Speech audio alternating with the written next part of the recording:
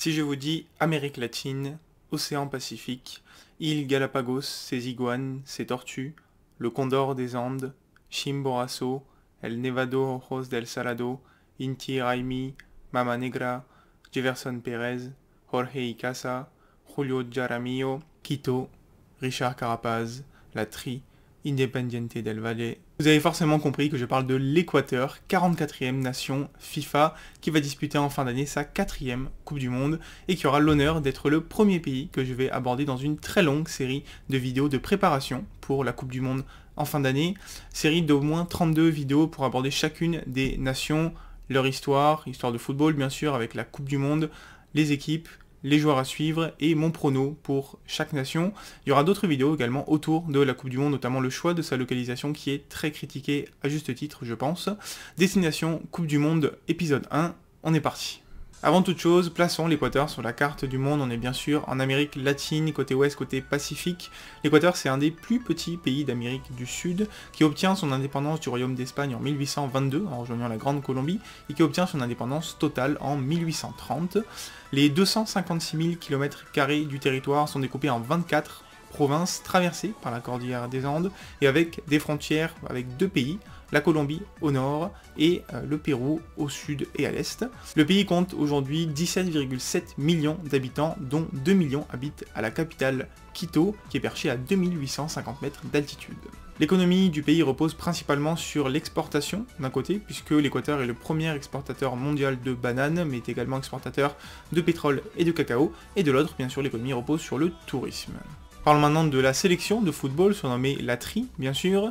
La Fédération équatorienne de football est créée en 1925, un an plus tard elle rejoint la FIFA, et en 1927 elle rejoint la CONMEBOL. Il faut noter que c'est le 9e pays sur 10 à rejoindre la CONMEBOL. L'Équateur ne participe pas à la Coupe du Monde 1930 et va d'ailleurs attendre 1938 et le 8 août pour disputer son premier match officiel, c'était face à la Bolivie lors des Jeux bolivariens. Si l'Équateur se met rapidement à participer au Copa América, la sélection va devoir attendre 1960 pour commencer son histoire avec la Coupe du Monde, et seulement les qualifications, puisqu'ils ne vont pas se qualifier pour la Coupe du Monde 62, battus 6-3, 5-0 en match de qualification par l'Argentine. En 1966, ils sont pas loin de se qualifier, puisqu'ils sortent de leur groupe de qualification, mais vont perdre en match d'appui. Et en fait, les qualifications pour la Coupe du Monde 66, c'est le moment où l'Équateur, au XXe siècle, va être le plus proche de se qualifier en Coupe du Monde. Ensuite, ça va être très difficile pendant des années et des années. La sélection est une des moins bonnes d'Amérique du Sud avec le Venezuela. Il y a même une période de 14 ans sans victoire en match officiel qui va avoir lieu de 1965 à 1979. À la fin du XXe siècle, l'Équateur acquiert une réputation d'être très très solide à domicile, profitant notamment de l'altitude de son stade à 2850 mètres à Quito. Par contre, à l'extérieur, l'équipe est très médiocre, mais ça va suffire pour les qualifications pour la Coupe du Monde 2002 pour terminer deuxième des qualifications et donc atteindre pour la première fois la phase finale d'une Coupe du Monde au Japon. Finalement, au Japon, ça va pas très bien se passer, assez logiquement, vu qu'ils découvraient la compétition. Il va y avoir des défaites face à l'Italie et le Mexique, mais ensuite, dans un dernier match qui n'avait pas d'enjeu, l'Équateur remporte son premier match de son histoire en Coupe du Monde face à la Croatie, 1-0, et termine donc 3e de cette phase de poule. Le début du XXIe siècle constitue un petit peu l'âge d'or du football équatorien, puisque la sélection se qualifie une nouvelle fois pour la Coupe du Monde en 2006 et va même réaliser son meilleur résultat. Des victoires inaugurales face à la Pologne et au Costa Rica, puis une défaite face à l'Allemagne, offre à la Tri sa première qualification en 8e de finale de Coupe du Monde. Malheureusement, ils vont être battus en 8e de finale par l'Angleterre. Ensuite, jusqu'en 2007, il va y avoir une série assez incroyable de 6 ans et 23 matchs sans défaite à domicile pour l'Équateur. Petit coup de mou en 2010, la sélection n'arrive pas à se qualifier pour la Coupe du Monde, s'écroulant en fin de qualification, mais ça n'empêche pas l'Équateur d'occuper en 2012 son meilleur classement FIFA de son histoire à la 13e place. La Tri va réussir à se qualifier pour une 3e Coupe du Monde en 2014, où elle tombera même dans le groupe de la France, pour ceux qui se souviennent. L'Équateur qui avait finalement terminé 3e de la poule avec 4 points. Par contre, en 2018, ça s'est très mal passé, puisque la sélection équatorienne n'a terminé que 8e des qualifications en Amérique du Sud. Et donc, cette année, l'Équateur s'est qualifié pour sa 4e Coupe du Monde de son histoire, à l'issue d'un parcours assez solide en qualification zone AM-Sud. Il termine 4e de la zone avec 26 points. Mais il faut savoir que sur les 4 derniers matchs, il y a eu 3 nuls, une défaite. En fait, l'Équateur s'est qualifié assez rapidement et a longtemps été 3e d'ailleurs des qualifications. Comme toujours, ils ont été très solides à domicile, 5 victoires, 3 nuls et une défaite, et il a notamment eu au début une très belle run avec 3 victoires consécutives, dont un 6-1 retentissant face à la Colombie. Mais finalement, là où l'Équateur a eu le plus peur, c'était en dehors des terrains, puisque suite à la qualification de l'Équateur, le Chili, qui lui a été éliminé, a déposé une requête auprès de l'UEFA disant que le joueur Byron Castillo, qui avait joué 8 matchs de qualification, je crois, n'était pas équatorien mais d'origine colombienne. Finalement, la FIFA n'a pas donné suite et donc a validé la qualification. On va dire que c'est pour ça que je porte aujourd'hui un maillot de la sélection colombienne et pas équatorienne. Non, malheureusement, c'est juste que je n'ai pas encore de maillot de l'Équateur, mais ça va venir. Blague à part, c'est l'occasion de vous parler d'une personne qui m'a aidé à réaliser cette vidéo, le compte Twitter Histoire Foot Sudam, qui a répondu à pas mal de mes questions, notamment les sujets que je vais aborder maintenant.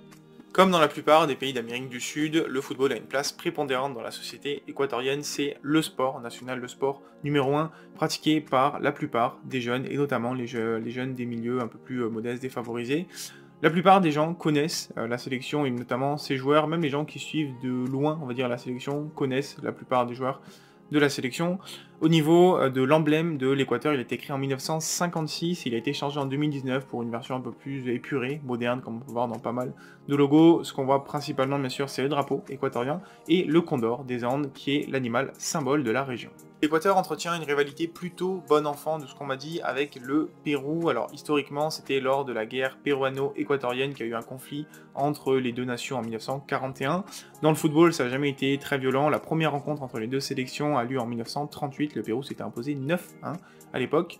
Et donc depuis, il y a eu 52 rencontres entre les deux nations, 16 victoires pour l'Équateur, 21 pour le Pérou et 15 matchs nuls. Et aujourd'hui, de ce qu'on m'a dit, voilà, la rivalité n'est pas non plus énormissime. Les supporters péruviens sont plutôt contents que l'Équateur soit qualifié pour la Coupe du Monde, par exemple. On va bien sûr maintenant s'intéresser un petit peu à l'équipe, aux joueurs qui composent la sélection, qui sort d'ailleurs d'une dernière tournée en juin plutôt satisfaisante avec 2 victoires 1-0 contre le Ghana et le Cap-Vert et un match nul contre le Mexique. Alors si on regarde un petit peu les joueurs, on va dire qu'ils proviennent majoritairement d'Europe, d'Amérique latine ou de MLS. Il y a 3 joueurs notamment qui guident un petit peu les autres. On a bien sûr Ener Valencia, la star de l'équipe, le meilleur joueur a priori, bon, qui est maintenant à 32 ans un petit peu sur le déclin de sa carrière, qui a notamment joué à West Ham bien sûr et qui aujourd'hui joue à Fenerbahçe avec une saison à 30 matchs dont la moitié titulaire, mais également Estupiñán, 24 ans de Villarreal et Grueso, 27 ans d'Augsbourg. Et surtout, l'Équateur a une nouvelle génération dorée dont je vais vous parler maintenant, notamment 3 joueurs que m'a conseillé de suivre Histoire Foot Sudam. On a d'abord Piero Hincapié, un défenseur central de 20 ans qui est déjà titulaire à Leverkusen et qui a déjà 16 sélections. Défenseur central dit moderne, il est bon balle au pied avec une très bonne relance et très dur en 1 contre 1. On a également Moises Caicedo, 20 ans, qui a priori est le crack de l'équipe, qui devrait faire parler lui dans le futur, qui joue déjà à Brighton en Angleterre, qui est un milieu box-to-box, qui se projette très vite, qui fait encore pas mal de fautes assez bêtes dues à sa jeunesse, et qui a une place de titulaire tout simplement en Première Ligue, et ça c'est pas rien. Et enfin on a Gonzalo Plata, 21 ans, qui joue à Valladolid, attaquant droit majoritairement et assez technique. Et surtout ces 3 joueurs, ils viennent du club d'Independiente del Valle, très connu maintenant pour sa formation de jeunes joueurs, et c'est le moment où je vais vous conseiller 2 médias particulièrement intéressants. D'abord Clean Sheet, qui a fait un podcast de plus d'1 heure sur l'Independiente del Valle, et la personne qui l'avait interviewé à ce moment-là, la chaîne YouTube Football Therapist, qui avait fait d'ailleurs 3 vidéos sur l'Independiente del Valle, donc je vous le conseille très fortement. Au niveau du style de jeu, de ce que j'ai pu voir, l'Équateur, c'est une nation qui est assez solide défensivement, qui est très forte sur les coups de pied arrêtés, que ce soit corner ou coup franc, qui joue pas mal sur les côtés et surtout qui se projette assez vite en transition offensive. Et maintenant, on va s'intéresser au groupe de l'Équateur, qui est vraiment pas facile. D'abord, on a le Qatar, donc pays hôte, qui est 49e nation FIFA et où c'est un petit peu l'inconnu en termes de niveau de jeu. Après, on a le Sénégal, 18e nation FIFA, qui a remporté la CAN en début d'année, alors avec un jeu pas forcément très sexy entre guillemets, mais très solide en tout cas. Et les Pays-Bas, 8e nation FIFA, voilà, qui sont sur une très bonne lancée.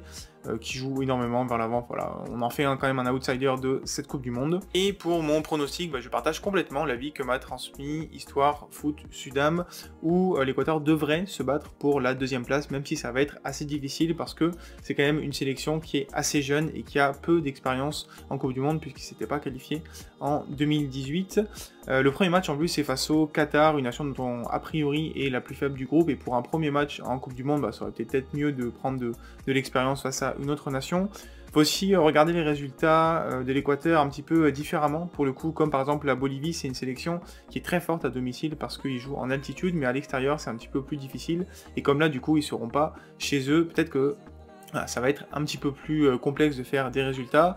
Face aux Pays-Bas, ça risque de pas passer, et donc en fait sur un match face au Sénégal, on peut penser que la deuxième place qualificative pour les huitièmes de finale se jouera entre le Sénégal et l'Équateur, et moi je suis obligé de donner pour l'instant l'avantage au Sénégal qui me semble avoir un petit peu plus d'expérience.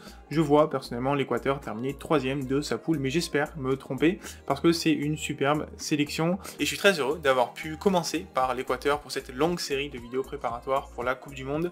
J'espère que cette vidéo vous aura plu, que cette série va vous plaire, elle va être très longue, va demander beaucoup de travail, donc j'espère que vous me ferez de bons retours. N'hésitez pas à m'en faire dès maintenant sur cette vidéo, me dire ce qui vous plaît, ce qui vous plaît pas dans les thèmes que j'aborde. N'hésitez pas aussi à la liker, la partager, vous abonner à la chaîne bien sûr, c'est le mieux que vous puissiez faire pour m'aider à développer la chaîne. Il va y avoir pas mal de vidéos qui vont sortir notamment en août, normalement j'aurai le temps de préparer pas mal de pays, et justement, dites-moi en commentaire quelle est la nation que vous aimeriez que j'étudie prochainement. Je dirai ça bien sûr dans les jours à venir, et je vous dis en attendant, très belle journée et à très bientôt pour parler foot. Ciao ciao tout le monde.